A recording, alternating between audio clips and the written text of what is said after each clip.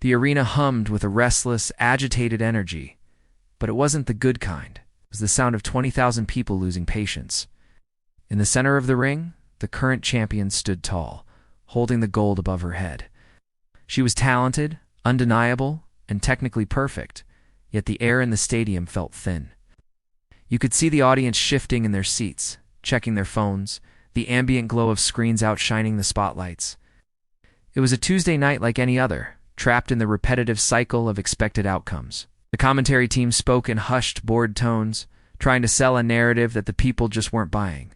Minimalist animation would show the crowd as a sea of gray static, motionless and dull. The champion in the ring is vibrant, red and gold, but she is disconnected from the gray sea around her. She shouts into the microphone, declaring her dominance, claiming there is no one left to challenge her reign.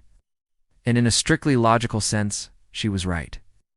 She had cleared the locker room. She had retired legends. She had built a fortress around that championship title. But wrestling isn't built on logic, it is built on feeling. And the feeling in that building was a cold, hollow emptiness. The producers backstage were likely sweating, watching the viewer retention numbers dip. They needed a spark. They needed a moment. But what they were about to get wasn't a spark. It was a lightning strike. The champion lowered the microphone, a smug grin plastered on her face, soaking in the scattered booze that lacked real heat. She turned to the camera, ready to sign off, ready to end the segment and go home. The referee began to signal for the commercial break. The energy was flatlining. It was the perfect, quiet canvas for a masterpiece to be painted. And then, without a countdown, without a warning graphic on the Tron, the lights didn't just dim, they died completely. The arena plunged into a suffocating, absolute darkness. For 3 seconds, there was silence. Not the bored silence of before, but a confused, heavy silence. The darkness was total. Then, a sound cut through the black void. It wasn't music yet. It was the distinct, rhythmic sound of a heartbeat amplified over the massive stadium speakers. Thump, thump, thump, thump. The stickman animation should show the heads of the audience perking up, the gray static turning into alert white lines. The heartbeat sped up, syncing with the pulse of everyone in the building. Tension replaced boredom instantly. Then came the note. That single, recognizable musical note that hadn't been heard in 3 years. The reaction wasn't immediate cheering, it was a gasp. A collective intake of breath from 20,000 throats simultaneously.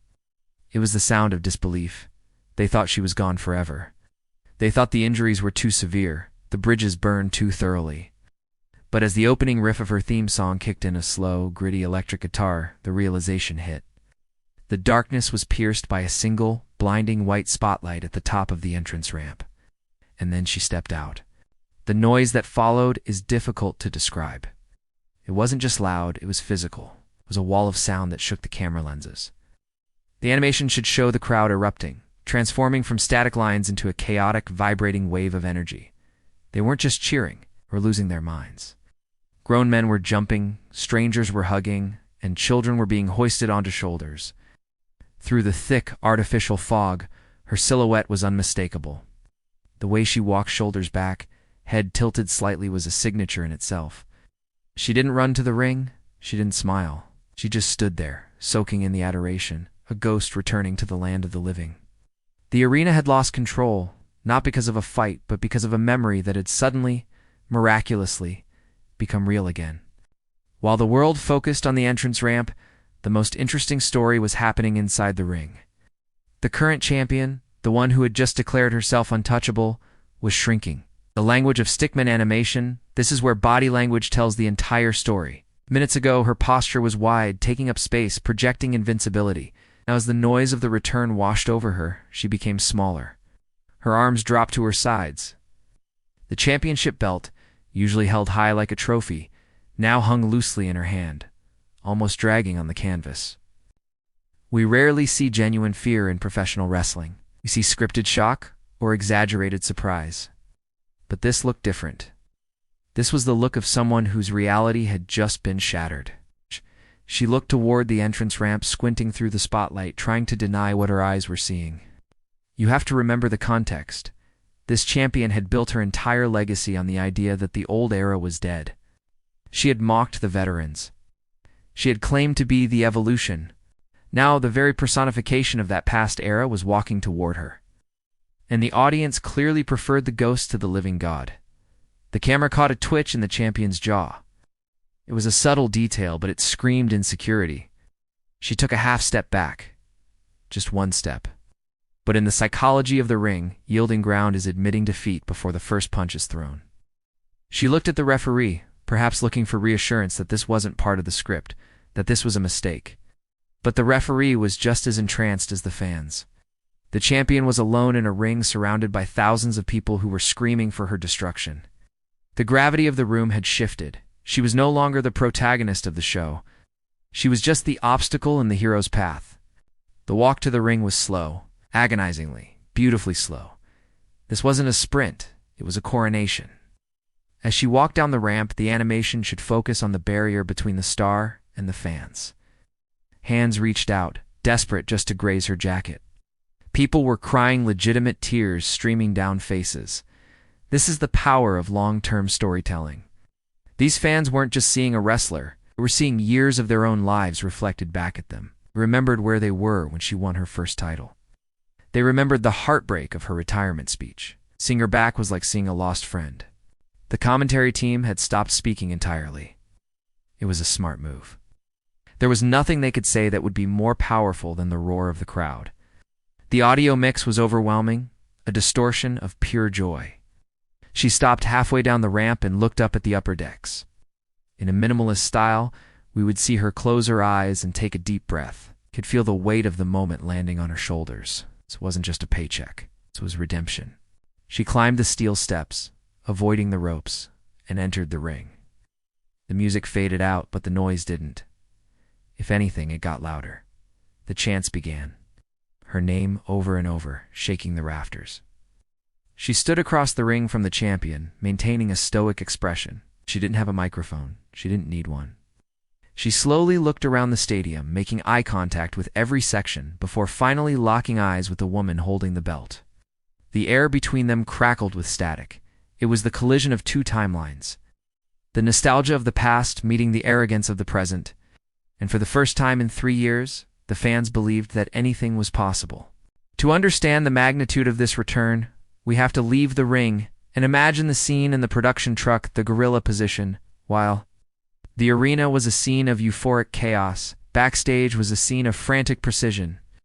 In our animation, this area is dark, illuminated only by the frantic blinking of monitor screens and control boards. The director is screaming commands. Cut to camera 3. Get the wide shot. No, get the crying kid in the front row. Cue the pyro. This return was a closely guarded secret, known only to a handful of people in the upper echelon of the company. The camera operators, the lighting technicians, even the security guards, they were finding out at the same time as the fans. This adds a layer of raw authenticity to the broadcast. The shaky camera work wasn't an artistic choice. It was the cameraman trembling with adrenaline. The producers were scrambling to rewrite the rest of the show on the fly. Time cues were thrown out the window. The segments planned for after this were canceled. You don't follow a nuclear explosion with a card trick.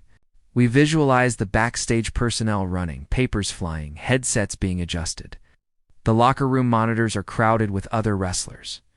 The stickman figures of the roster are huddled around small screens, watching in awe and perhaps a little jealousy. The hierarchy of the company had just changed in 5 minutes. Spots on the card were suddenly in jeopardy. Main events were being reshuffled. The return of a megastar is great for business, but it's terrifying for the mid-card talent trying to break through. The ecosystem had been disrupted. The atmosphere backstage was a mix of high fives among executives and anxious pacing among the talent. The return had worked, but now they had to figure out how to navigate the tidal wave they had just unleashed. Back in the ring, the physical confrontation hadn't started, but the psychological warfare was peaking. They stood nose to nose. The champion, usually so vocal, was silenced by the aura of the returnee.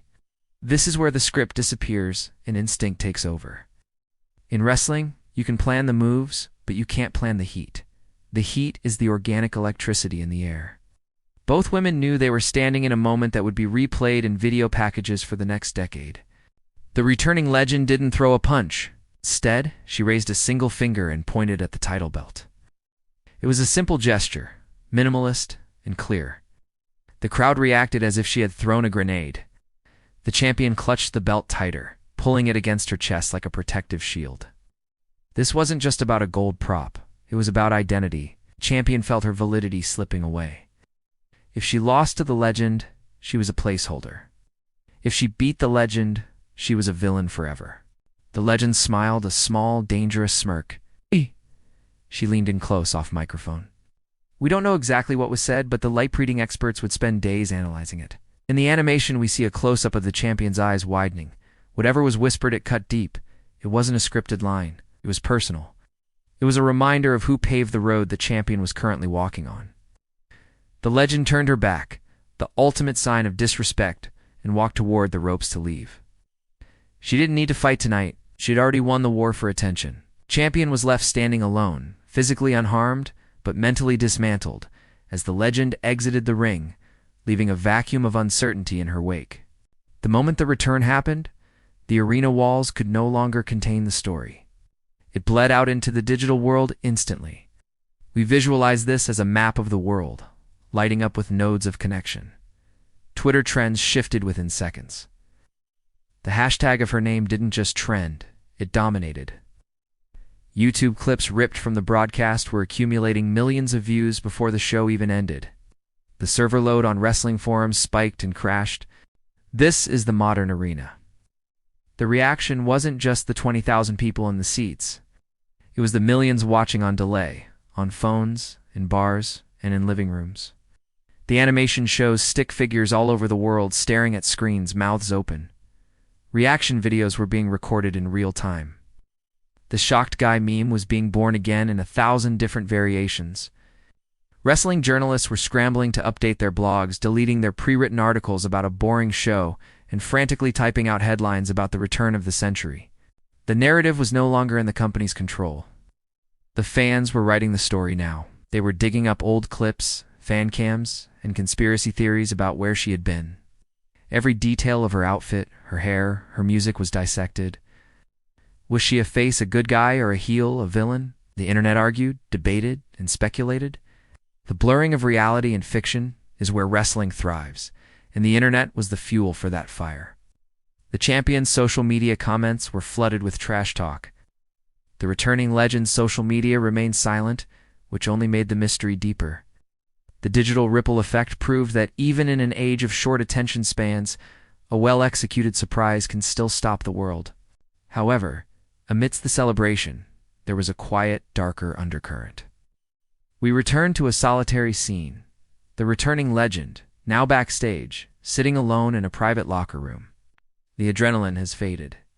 The roar of the crowd is muffled through the cement walls. She is looking at her hands. They are trembling slightly. The animation style shifts here to be more somber, using heavy shadows.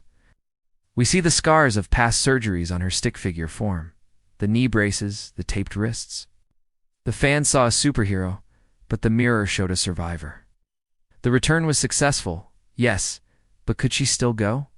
Could she physically handle the schedule, the bumps, the grind? The doubt creeps in like a cold fog. She had left for a reason. The body has a memory, and it remembers pain vividly. We see a shot of her phone. Text message from family. Are you sure about this? It captures the human cost of the spectacle. To the fans, she is content. To her family, she is fragile. She looks at the monitor showing the replay of her entrance. She sees the joy on the faces, but she feels the ache in her joints. This creates a powerful dramatic tension. The world thinks she is back to save them, but she might need saving herself. She isn't the invincible warrior of 5 years ago. She is older, wiser, but broken in places that don't show on camera. The decision to return wasn't just about glory. It was a gamble with her own well-being. And as she sits there, icing her knees before the match has even been booked, the viewer realizes the stakes are much higher than a championship belt. The following week, the arena was sold out. Not a single empty seat. They were there for her. She stood in the center of the ring, a microphone in hand. The music died down, and she waited. She waited for a full 5 minutes as the crowd chanted. She didn't speak. She just listened, letting the wave of affection wash over her. When she finally raised the microphone, the silence was absolute. You could hear a pin drop. She didn't cut a standard wrestling promo. She didn't scream or threaten. She spoke softly. She talked about the time away. She talked about sitting on her couch, watching the show, feeling like a ghost in her own life. She admitted to the fear. She admitted that she almost didn't come back. The honesty pierced through the theatricality of the show. She wasn't playing a character anymore. She was a person stripping away the armor. The champion came out to interrupt, standing on the ramp, sneering. The champion mocked the sentimentality, calling her weak, calling her a relic holding on to past glory. "The future is now," the champion yelled, "and you are just a memory." The crowd booed, defending their hero. The dynamic was set, the arrogant future versus the beloved past. The match was made. The date was set. It felt like the standard build-up to a passing of the torch moment or one last glorious run. The script seemed obvious. Fans thought they knew exactly where this was going. They were ready for the fight. The story had one final layer to peel back. The camera zoomed in tight on the legend's face as the champion finished her tirade. The legend didn't look angry. She looked ... relieved. She looked at the champion, then at the audience, and gave a sad, knowing smile. "You're right," the legend said softly. "The future is now." She bent down and placed the microphone on the mat. Then she did the unthinkable. She took off her boots. In wrestling tradition, leaving your boots in the ring signifies one thing: retirement. The crowd went silent, confused. The champion on the ramp dropped her guard, looking genuinely baffled. "I didn't come back to take your title," the legend said, her voice picking up on the ring mics without the amplifier. "I came back to say goodbye, properly." The twist hit the audience like a physical blow. The return wasn't a return to competition. It was a closure she had been denied 3 years ago due to injury. She had rehabilitated for months, trained in secret, not to fight a new war, but just to walk that aisle one last time on her own terms. The animosity from the champion melted away, replaced by a sudden jarring respect. The villain realized she wasn't fighting a rival. She was witnessing the end of an era. The video ends not with a brawl, but with the legend walking up the ramp, away from the ring, for the final time. She stops next to the stunned champion, places a hand on her shoulder and whispers,